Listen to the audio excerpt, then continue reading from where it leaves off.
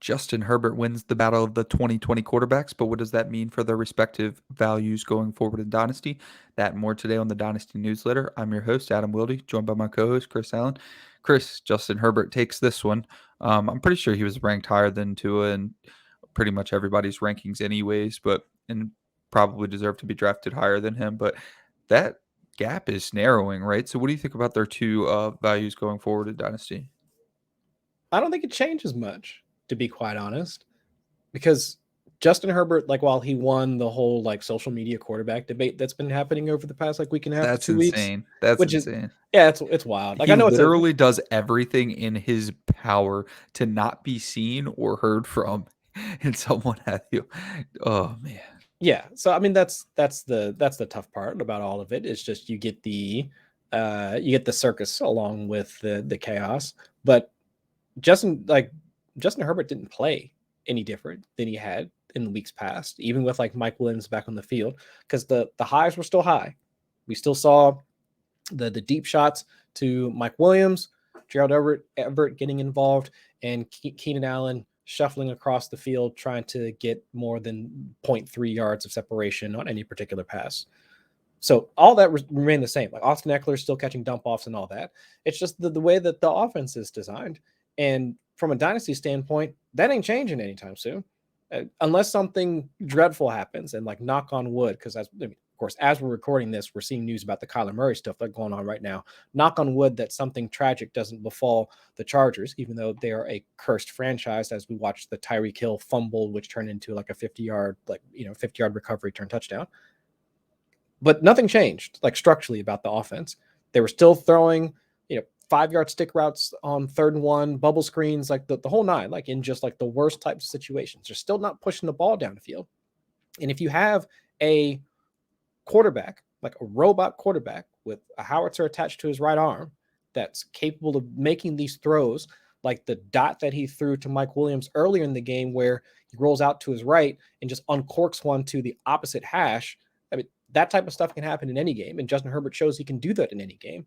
But if that offense isn't predicated on building around his strengths, which is his arm talent, I mean, of course, his processing talent and all that, but he's like one of the elite quarterbacks in the league, and he's shown us that. Then from a fantasy standpoint, from a dynasty standpoint, I don't think that's ever going to change. Because like I was saying, like without any sort of change in the offensive, like the schematics of the offense, like if Joe Lombardi were to essentially update his software and figure out that he can actually move his quarterback like out of the pocket like more often than what he's done throughout the entirety of the season, then sure, I can get behind that. But he's shown that limitation. Like he's almost like he's still it's almost like Joe Lombardi is seeing Drew Brees like back there, but it's like Right. that ain't Drew Brees, man. Like that is like that. Well, at least that might have been like prime Drew Brees, like 10 plus years ago. But that's not the same guy that's under center right now. So I think from a dynasty standpoint, his value stays the same. It's just that we should be able to, hopefully, the team takes it upon themselves now with Mike Williams getting a little bit older, Keenan Allen definitely looking his age at this point, that they try and find more speedsters, more players that can stretch the field. Because I still think Josh Palmer is a fine intermediate option. Sure. Yeah. Keenan Allen over like the twilight years of his career can still be an intermediate option, but you've got to get more guys that can push the ball, that can allow Justin Herbert to push the ball downfield. So that's what I'm saying. Like from a dynasty value standpoint, it doesn't change much for me, but still good to see the narrative around him start to change for the better. Sure, and I'll take the Tua side of things, which before the season, it's not even a conversation, right? We're looking at Tua and saying he's what, probably the quarterback 15-ish, around there with Justin Fields. Justin Fields is like probably the quarterback 17 or 18. So we're talking about Tua. Is he like top five because Justin Herbert is top five? And maybe not quite yet, but there's not really a lot of reasons besides getting a late start as to why he's not a top five quarterback. And we had a discussion earlier in the offseason that there's just no room for any quarterbacks inside the top five. And since then, Jalen Hurts has jammed himself in there, who we'll talk about a little bit later, in that, like, I didn't think there was any room for anyone to advance inside of the top 5. Now we've got Lamar going down, probably going down in rankings too, just because he hasn't been playing to his MVP standard before the injury, and then now he's missing some games due to injury. And then Kyler Murray, of course, unfortunately, that non-contact injury, not going to be in the playoffs, probably not going to see Kyler Murray again this year. So we're looking at, room now for quarterbacks to make it into that top 5. And I don't see why Tua could not make it into the top 5 or at least like the top 7 the way he has been going this season. But this past game did not look good in terms of like adding to Tua's resume, right? Because what they had been doing so well is just taking what they could get in the middle of the field and letting, Waddle and Tyreek cook. And that was kind of taken away. I mean, things like that tend to happen when you've got Derwin James back there. So it's no surprise that the Dolphins weren't allowed to do what they wanted to do. But defenses have been trying to take that away all season. So why was it the Chargers? And I mean, maybe it is just that Derwin James makes that much of an impact. I mean, he's the highest paid safety for a reason, and they have a decent defense in general. At least they have pieces. So it's not a huge surprise, not a huge knock. I mean, this is what Tua's second loss as the starter for the team, and he's played well in basically every game except for this one. So I don't know that you can really like stop the momentum, because the momentum was there for us to just crown Tua and just say, all right, well, he's probably top 7. And not to mention that he should have been this good. And if it weren't for maybe Brian Flores, as we're seeing now, he might have been this good faster. But remember, there was Tank for Tua. He was supposed to be the 101. Probably would have been if it weren't for Joe Burrow having the best season of any quarterback ever in NCAA history. And then the hip injury, of course, that required him, I think, to get helicoptered out of there. Like, it was brutal. So it's just a lot of things added up at one time for Tua to look like the QB 17 when he really should have been the QB 7, 8, or 9. But he just wasn't playing up to that standard. So now we're seeing him up to that standard, and it really should come as no surprise to see Tua be, hey, good at football, right? But just not quite Justin Herbert. Justin Herbert hit the ground running, and it's been phenomenal. Like 300-yard threat in every game, regardless of the defense.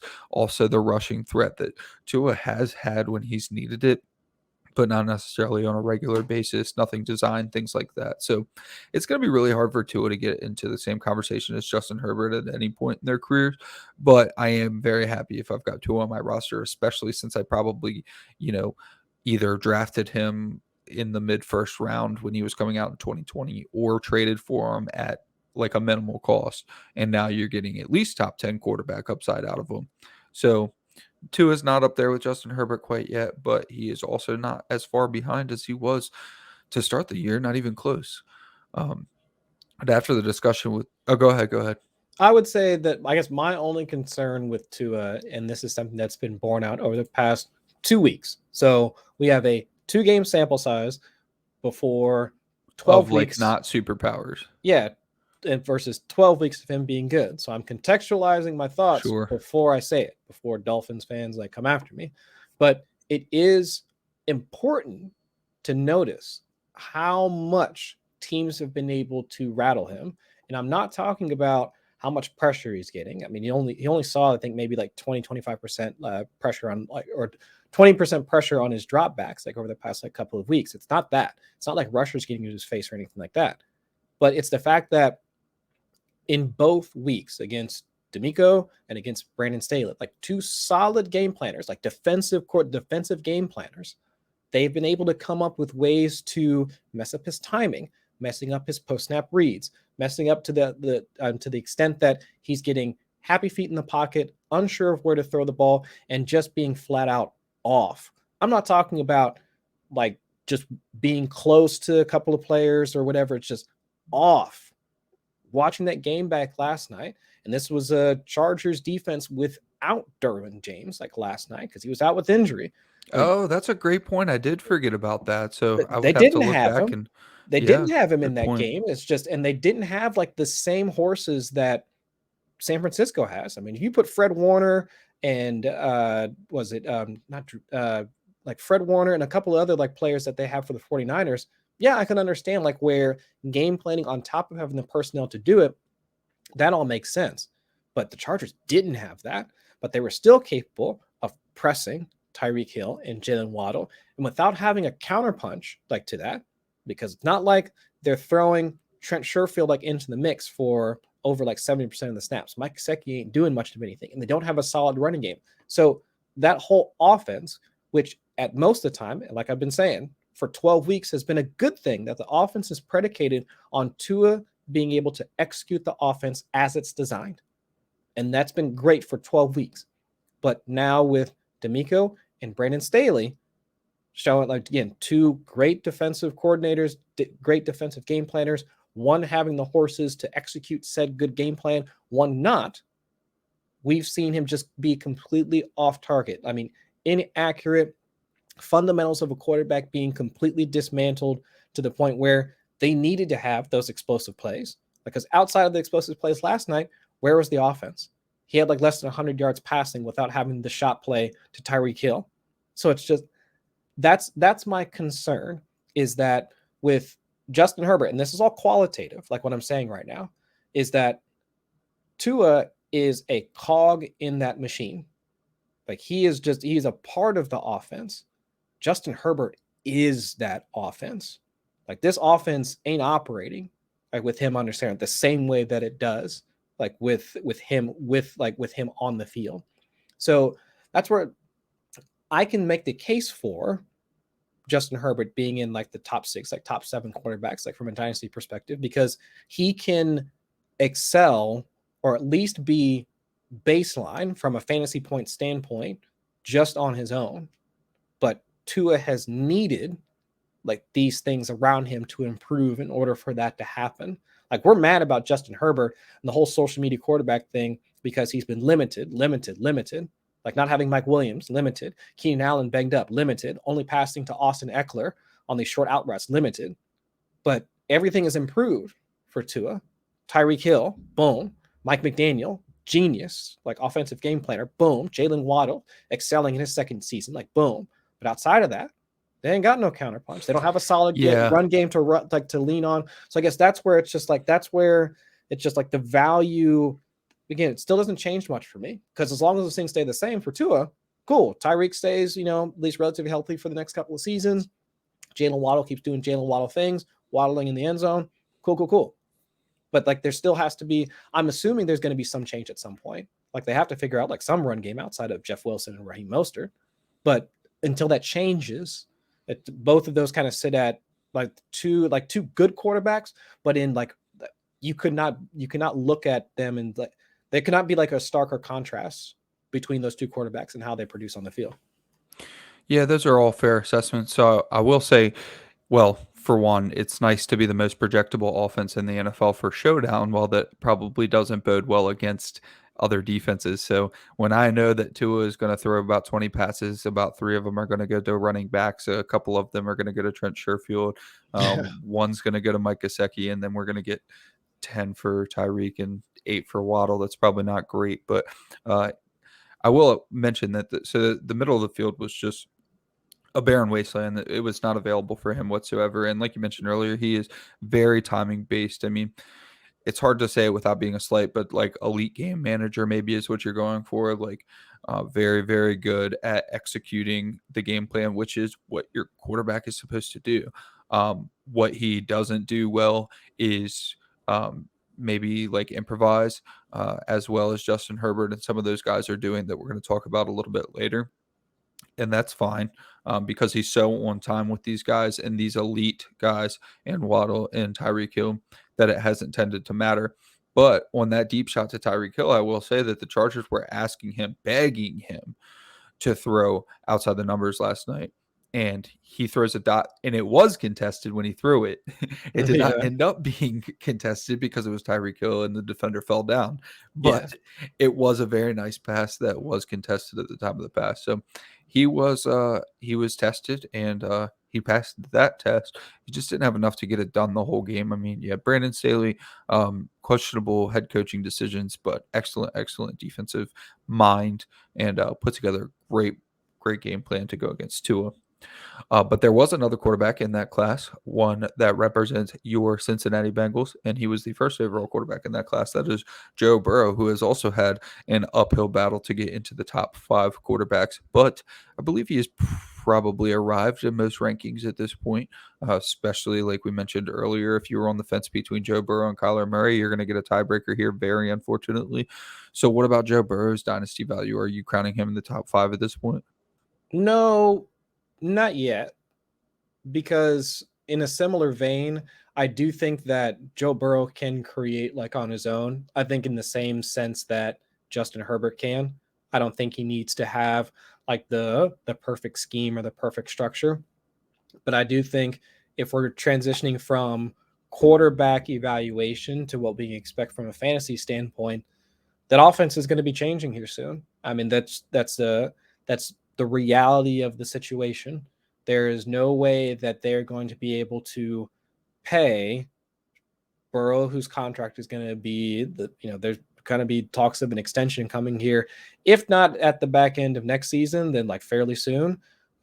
Jamar is going to be shortly behind him. T is up. I mean, essentially like next year, and then we got Boyd, if I remember correctly, is a free agent after this year, or maybe that's next year. Regardless, the team's going to have to make some changes, and the trio of Boyd, Higgins, and Chase is going to change, and how the team moves, like moving forward after they make that decision, is going to affect Joe Burrow, or whether we want it to or not. So I think that's where my general concern is at, not in Joe Burrow himself. Joe Burrow and the Bengals will continue to be a good offense. Hopefully, whatever, if there does happen to be a brain drain like after this year or next year, because Lou Anarumo has been an excellent DC. I think they've been able to find ways on the offensive side of the ball to create, despite the injuries to Mixon, Chase, yada, yada, yada. But I think that switch or that adjustment post whatever happens, like if they choose to keep T and let Boyd walk and find somebody else to pick that up, whether it's like Trent Irwin or one of the other wide receivers that's popped up for the past few games, that'd be my neurotic Bengals take or desire. But if they want to try and move T in order to recruit some draft picks or whatever, but I don't know how it would work out. But I'm just saying, if they just say that, yeah, we'll just keep Chase and Boyd and try and figure it out from there, then that's going to be an adjustment period. So while along the same vein that I don't, Justin Herbert saying he's limited because he doesn't have the pieces around him, it could be the same thing for Joe Burrow, where he goes from having one of the best wide receiver trios in the league, if not the best, to something a little bit different, something a little bit lesser, having just like the top end in Jamar Chase, but then his, the wide receiver 2 and the wide receiver 3 is a bit lesser. So I think that's my general concern. That doesn't make me want to shift him anywhere up or down, at least more so than where he's currently at, which for me, Joe Burrow, probably quarterback 4, quarterback 5, like somewhere in there, I think is fair given what we've seen from him so far. Yeah, I will say, I guess my rebuttal to that is that Joe Burrow unfortunately has played a lot of games without either Jamar Chase or T. Higgins, and his numbers haven't taken a noticeable dip, probably because both of those players could be wide receiver ones on most teams in the league. But it's just that we see 400-yard games usually when we have T. Higgins and Jamar Chase healthy. While that is, however, uncommon. So I think that Joe Burrow is going to be safe either way. I would have to say it's probably Tyler Boyd that ends up leaving, but I could see T. Higgins demanding too much money. The problem with T. Higgins demanding too much money is that he has missed so many games. It seems like he's only available like 50% of the time, that he's going to have a tough time making the case. But also he's incredible. So maybe he just says, whatever, man, I'm incredible, and he goes somewhere else. All that to be said, Joe Burrow is probably going to be fine either way, as long as he has one of T. Higgins and Chase and then someone decent like Tyler Boyd. I think the conversation for Joe Burrow in the top 5 really depends on your opinion on Lamar Jackson. That's really the only avenue that I think that he has to top 5 contention. And I would probably prefer Joe Burrow at this point, which is very sad to say. It's just the Ravens have shown no inclination to help Lamar Jackson in any way, shape, or form. And that is inevitably going to lead to maybe not injury, but just down play.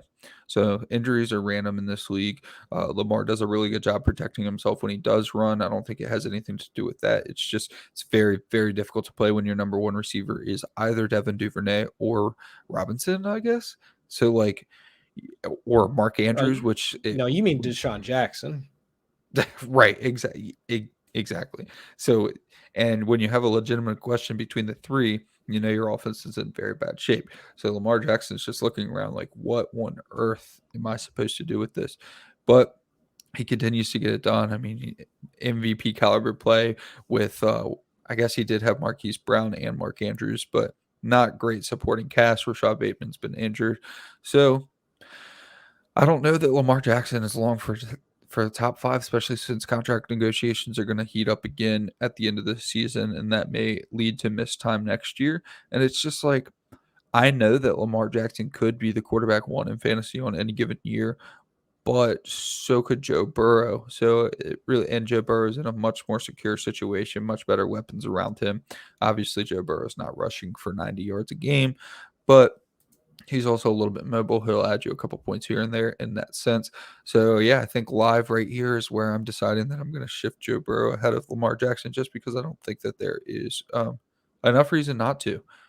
It's a little safer, but it's also similar upside. I mean, yeah, Joe Burrow's not going to get you the 100-yard games on the ground, but he's probably going to get you more 400-yard passing games than Lamar's getting you 100-yard rushing games. So I think it all evens out and maybe just slide Joe Burrow one spot ahead. But there is one player that is a fly on the wall for this conversation saying, hey, what about me? And he happened to also be a member of the 2020 quarterback class, but in the second round. Jalen Hurts is asking, hey, I'm the MVP leader here. Where am I in this conversation? So Jalen Hurts, how does he find his way into the top five, or is he even close for you? He's pretty close. Yeah. But I guess to your point about Lamar Jackson, I 100% agree. Like, what has the Ravens done for him in order to really show that they're trying to build around him? But the larger point is, with the guaranteed contract that he's pushing for, what can they reasonably build around him What are they going to add? Once they do pay him? Yeah, more of the same. Yeah, so I guess that's my biggest concern with Lamar and why he's kind of like fallen out of my rankings. Put him at like QB 11, like QB 12, like somewhere in there, because sure, like he can continue to do cool stuff. I mean, by cool stuff, I mean like rushing for 60, 70 yards, like if he has like the right matchup. I mean, all of that's still on the table, but from a pure passing perspective, which we need those stats like on a week-to-week basis, I don't see how he can continue to really put up the numbers that we need to if the team is already invested so much into their defense, and then his contract will hamstring them into not being able to invest in the offense, which is a thing that he and pretty much all of us like on the outside have been begging for over the past couple of years. And if he did have Rashad Bateman healthy and Mark Andrews healthy, maybe it's a little bit different of a story, but still your wide receiver 2 is significantly worse than anybody else's wide receiver 2 on basically any other team, sans like the Giants and some of the other teams that people are screaming about right now, like the Texans. But point being, probably bottom 5, bottom 10 and talent level of wide receiver 2. Wide receiver 3 is a much, much bigger gap. So yeah, there's just not enough going on for them in terms of like offensive weapons to make Lamar Jackson I still have him like 6 or 7 just because I believe in the talent. But honestly, if I'm him, I'm thinking about what other team can I get on? Like how do I get out of here? Because they just, and maybe, a lot of people that's going to be a point of contention because maybe Lamar Jackson is Lamar Jackson because of the system, but I don't buy that. I believe that if you got him with a creative offensive mind, it's not going to matter what quote unquote system you're going to run, the Lamar Jackson system, and you're going to be successful. You just need to have weapons around you. Sure. So Lamar Jackson could find his way back into that top 5, but it's just like, if it's riskier to have Lamar Jackson ranked higher than guys like Joe Burrow and the reward is similar, like what's the point? So that brings us into the Jalen Hurts conversation where it's like there's no risk. He's going to get a long-term contract now. I know going into the year it was like, all right, make a break for Jalen Hurts. Well, he made it, right? So, yeah, make it MVP, get MVP the year that you're going to go up for getting re-signed. Yeah, probably good for your future outlook. So, I don't have any contention about Jalen Hurts' long-term value. And if anybody does, then you should be trying to trade for them. But they also probably don't have Jalen Hurts on their team if they've got any worry about his future at this point. So Jalen Hurts falls outside the top 5, but how far outside the top 5 for you? It can't be that far. If anything, he moves inside like my top 5 at this point. Yeah, maybe 5. Yeah, he'd be at like 4 or 5. At this point, he has checked every single box that we would expect for him as a passer. And if folks are going to make the same case, I mean, because we were talking about Tua earlier, if folks are making the same case for moving up Tua after the 13, 14 week sample that we've had like so far, why can't we make the same case for Jalen Hurts? And Jalen Hurts has far exceeded the output that Tua has. So with him also have, and like one of the things that I was talking about for Tua, not really having the counterpunch in terms of not having like a working running game and really not being able to rely on his ancillary receivers in order to create explosives. Of course, yeah, he's got AJ Brown, Devonta Smith, and Dallas Goedert's hurt, but like that core is still around him. But we've seen big plays from Quez Watkins, and of course they always have like that running game. And whether it's Miles Sanders now getting his first like 1,000-yard rushing season, but Jalen Hurts himself as a rusher. So I think all that kind of pushes him into like the top 5 for me. Yeah, so we've got Josh Allen in first on footballguys.com. I've got Patrick Mahomes first myself, so flip-flop them. Josh Allen second. Footballguys.com, we actually have consensus Jalen Hurts as third. Jalen Hurts is actually my QB5. I've got Justin Herbert at 3. I've got Joe Burrow at 4. I've got Jalen Hurts at 5. So technically already inside the top 5. And honestly might look silly for him not being the quarterback 1 earlier than later. And I'm probably going to have to rethink that pretty soon because at this point, if this pace kept up, the only thing that I keep telling myself, and this has to do with injury, so it really shouldn't keep creeping into my brain, but Dak Prescott was on this type of pace at multiple points in his career. Last year, the first 5 games, he was like the best quarterback in the history of Everdom in terms of fantasy football, if we remember that. And then, of course, injury derailed that, but he had points earlier in his career where it looked like he should have been the undisputed top quarterback as well. So it's really difficult to balance. Do I want to be early so I can have Jalen Hurts on every team because I will pay close to quarterback 1 price, or I'm just not going to be in on Jalen Hurts because I'm not willing to pay that? And it's a really difficult decision to make, but you see Jalen Hurts already quarterback 3 in our consensus ranking, so the time probably has passed to pay anything less than the same as Patrick Mahomes for Jalen Hurts. Right.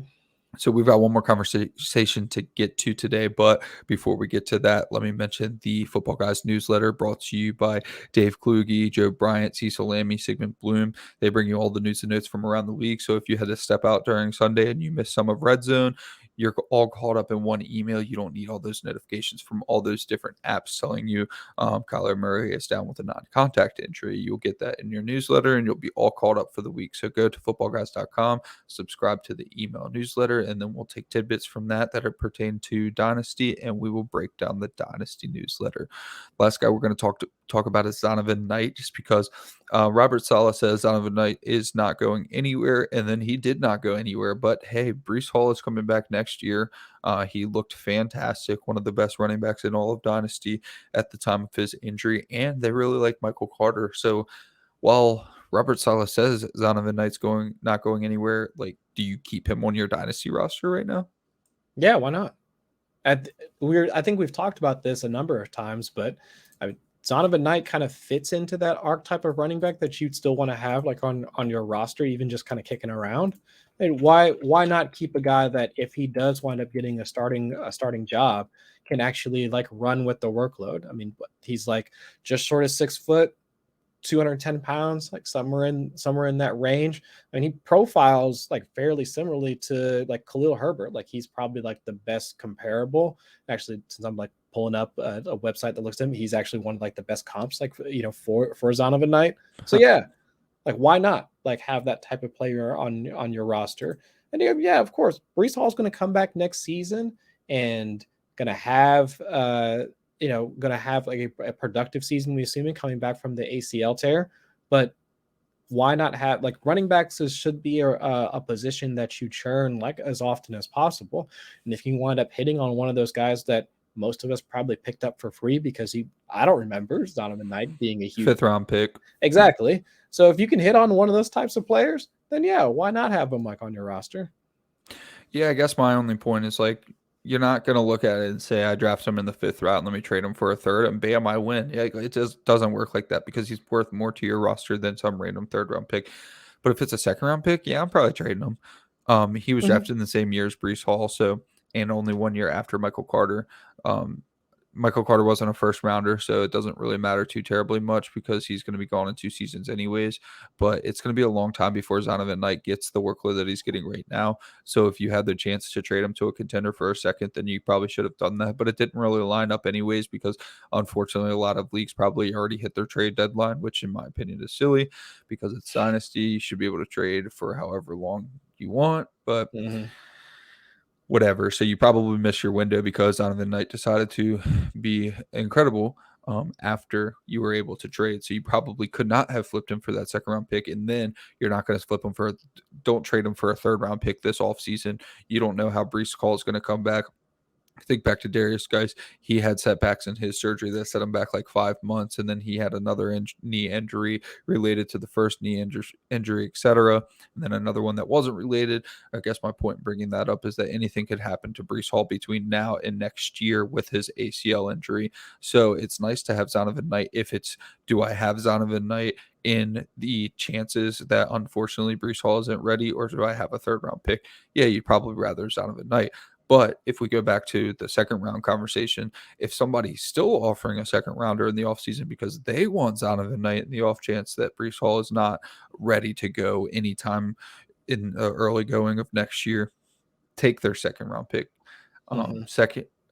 Trading him for a 2nd is another way of turning that roster because you might be able to grab a far better running back. I guess it's the boat or the mystery box that might have a boat from Peter Griffin.